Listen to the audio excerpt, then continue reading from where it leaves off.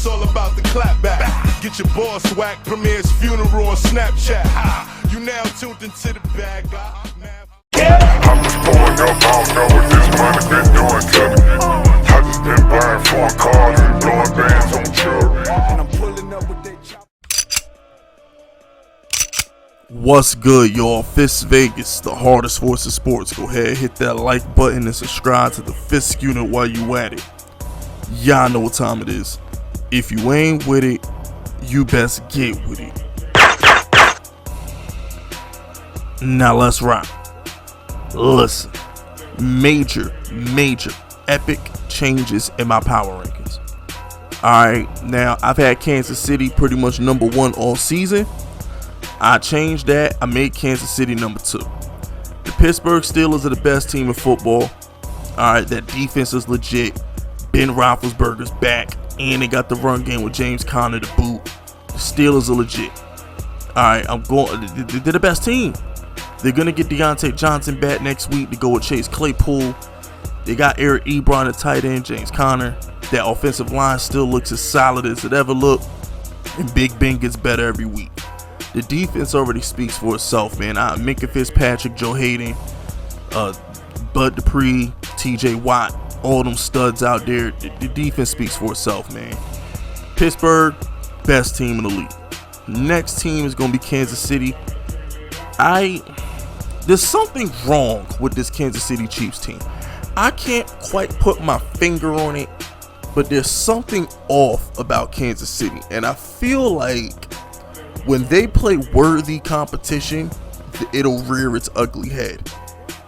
I don't trust the defense, and maybe Le'Veon Bell will solve the offense. The offense is fine. I do feel like they need a possession receiver not named Kelsey on the offense. I really do. There's something off with the Kansas City Chiefs. I can't quite put my finger on it, but they're missing something. Like I said, I can't quite put my finger on it, but they're missing something.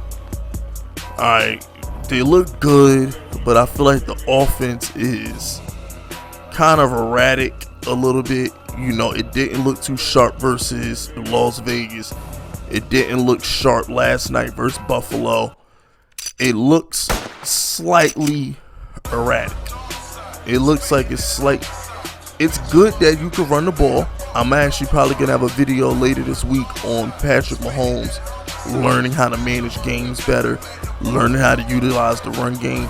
But at the same time, I just think if Andy Reid is willing to run the ball this much, there's something broken with the pass offense. I can't put my finger on it, and I know I sound crazy, but I'm telling you, something's off. I don't think he trusts McCole Hardman.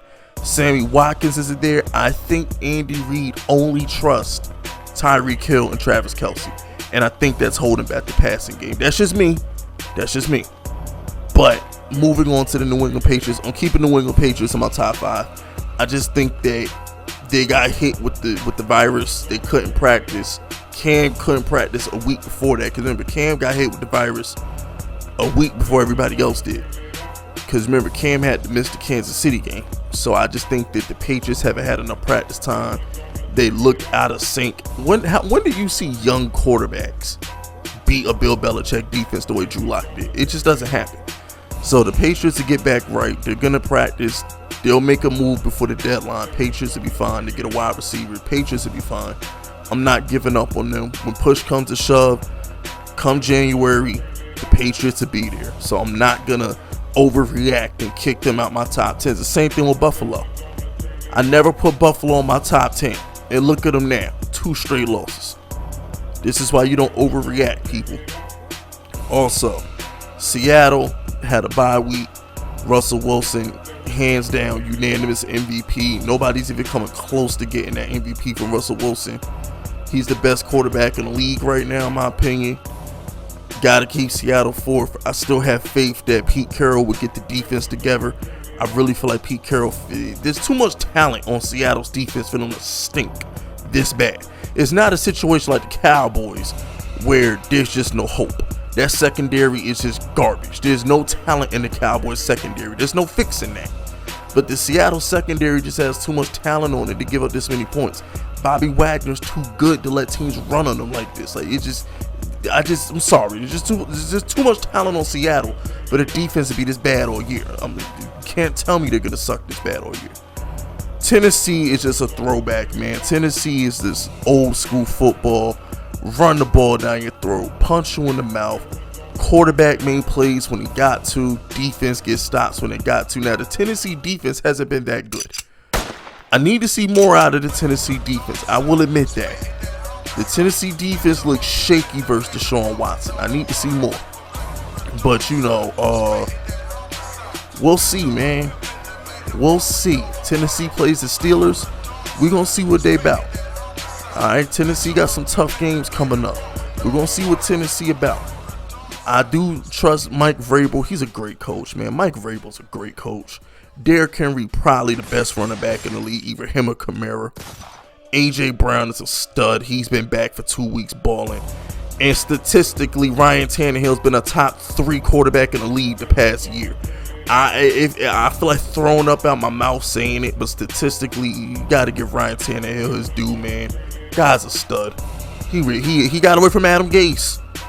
He escaped Adam Gase. For real, he escaped Adam Gase. That's all I can say. Same thing with Robbie Anderson, top 5 wide receiver 2020. He escaped Adam Gase. I mean, damn. Shout out to the Who Dat. How about them Saints? Saints still got the overall best roster in the entire NFL. They just got to get it together. Breeze got to get it together. I don't care if Breeze takes steroids. I don't care what he got to do.